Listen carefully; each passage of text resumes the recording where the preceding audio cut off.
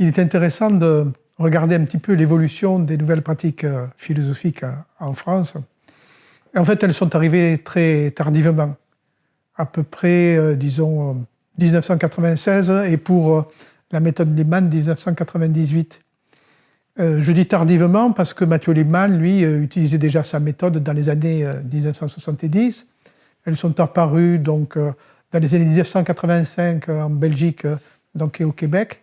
Et c'est seulement pratiquement donc, aux alentours de l'année 2000 que c'est arrivé en France. Et c'est assez paradoxal, parce qu'en fait, nous avons 150 ans de tradition, disons, d'enseignement philosophique. Mais c'est précisément parce que nous avions cette tradition qu'elles ont eu beaucoup de difficultés à émerger. Et elles se sont heurtées d'abord à beaucoup de, disons, de réticences, voire d'opposition, en particulier d'un certain nombre de professeurs de philosophie.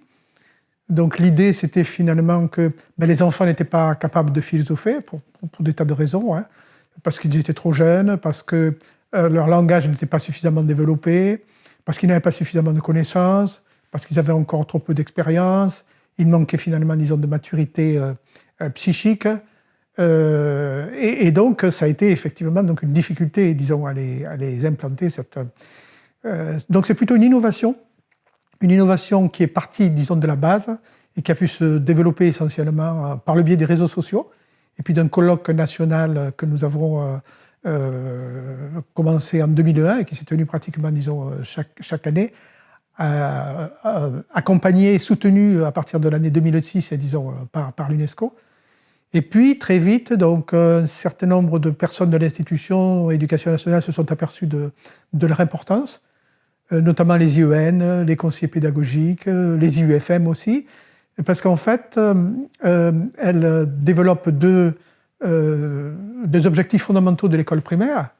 D'une part, la maîtrise orale de la langue, et d'autre part, l'éducation à la citoyenneté.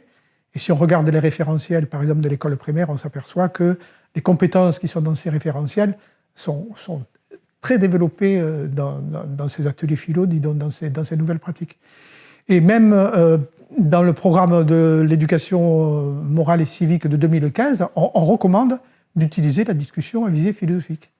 Donc on peut dire qu'à l'heure actuelle, un certain nombre de réticences, disons, subsistent, notamment du côté des philosophes, mais qu'elles ont bien progressé. Et puis non seulement dans l'école primaire, mais aussi dans les zones d'éducation prioritaire et maintenant, disons, dans les collèges. Nous avons fait, dans l'expérience du confinement, l'expérience de l'impossibilité d'enseigner ou d'animer en présence donc des élèves eux-mêmes. Et nous avons dû assumer ce qu'on appelle la continuité pédagogique. Et moi, j'ai fait plusieurs expériences très, très intéressantes, disons, d'animation de café philo en distanciel et d'animer des ateliers philo donc, avec des enfants, disons, en distanciel, en visio. Et donc, ça m'intéressait beaucoup. Parce que pour moi, qui m'intéresse beaucoup à l'innovation, c'était finalement l'émergence d'un certain nombre de nouvelles pratiques philosophiques. Alors moi, ça fait 20 ans que je travaille donc à l'extension, disons, des nouvelles pratiques philosophiques, mais là, il y en avait une autre nouvelle et qui mettait en jeu, disons, un objet technique, les nouvelles technologies, donc, bon, qui sont très à la mode, etc. Et je me dis, qu'est-ce que ça va bien pouvoir donner que finalement une pratique philosophique qui n'est pas en présentiel, quoi. Et donc, j'ai expérimenté moi-même. Et je me suis aperçu quand même que ça avait un certain nombre, disons, d'avantages. Alors les avantages, on les voit tout de suite. Par exemple, le colloque sur les nouvelles pratiques philosophiques que nous avons fait, on ne pouvait pas le faire à l'UNESCO, donc cette année, on l'a fait en présentiel, en distanciel. Donc on voit tout de suite finalement quel est le gros avantage. C'est qu'on a la possibilité de pouvoir se réunir quand on n'est pas là, quoi, quand on ne peut pas précisément, disons, se réunir. Et donc finalement, ça réunit dans le même temps des gens qui sont dans des lieux, disons, différents. C'est un peu miraculeux, quoi, d'une certaine manière. On est habitué, mais on ne voit pas, disons, l'aspect un petit peu, disons, surprenant, disons, de la chose. Et donc c'était très intéressant, et l'expérience m'a montré qu'on pouvait parfaitement discuter, et donc gérer, disons, une discussion, que ce soit avec des adultes ou des enfants, disons, en distanciel. Mais par contre, ça a un certain nombre, disons, de limites. Par exemple, le distanciel, ça appauvrit la relation d'autrui.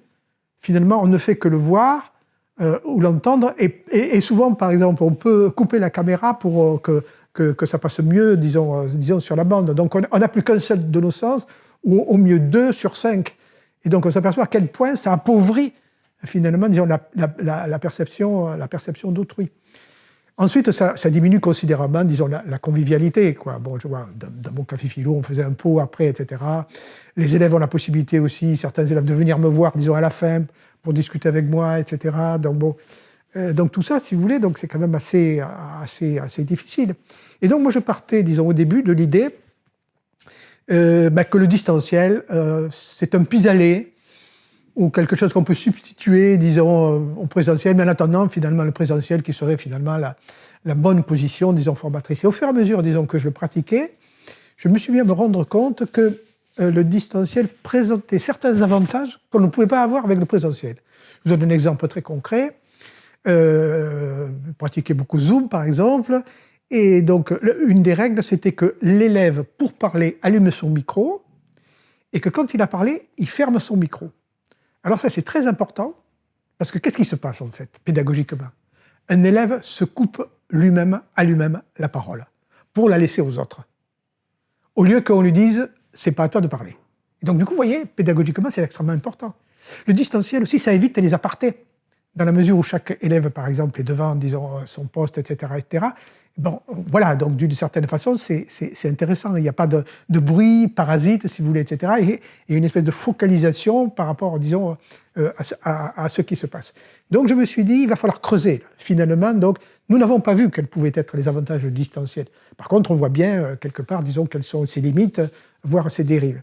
Donc ma question est donc devenue, moins quels sont les avantages et les inconvénients du distanciel, que à quelles conditions le distanciel, à quelles conditions techniques, parce qu'il faut maîtriser l'outil technique, et là il y a un gros problème, c'est la fracture numérique, parce qu'il y a des élèves donc, qui ne peuvent suivre que, par exemple, disons, sur leur portable et pas sur leur ordinateur, ou alors, disons, ça ne passe pas, disons, etc.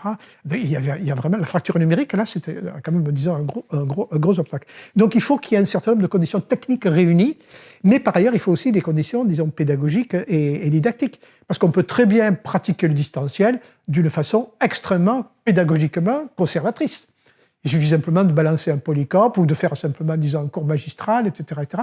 Alors que je me suis aperçu, par exemple, qu'on pouvait faire travailler les élèves en groupe. Il s'agit simplement d'avoir une fonction de travail en groupe, et on ne perd pas de temps à ce moment, disons, pour que les élèves aillent, disons, dans des salles, disons, différentes, etc., pour qu'ils reviennent, etc., etc. Et nous, on ne peut pas être en même temps dans tous les groupes, etc. Donc, bon, là, il y a quand même, disons, donc, il y a des conditions pédagogiques, didactiques qui sont intéressantes. Donc, ça veut dire qu'il faut utiliser aussi des méthodes pédagogiques actives. Et ça, c'est une condition pédagogique et didactique qui est essentielle, disons, pour moi. Donc la vraie question, c'est à quelles conditions techniques, pédagogiques et didactiques le distanciel peut être formateur. Alors par contre, il y aurait une dérive totale si on pense qu'on peut remplacer le présentiel par le distanciel. Le face-à-face de la relation enseignant-élève et le groupe classe, disons en présence et sa propre dynamique, sont absolument essentiels, disons, dans l'enseignement. Donc il ne faut ni sous-estimer, ni surestimer quelque part, disons, le distanciel. Et je pense l'articulation et la complémentarité des deux qui peut être formateur.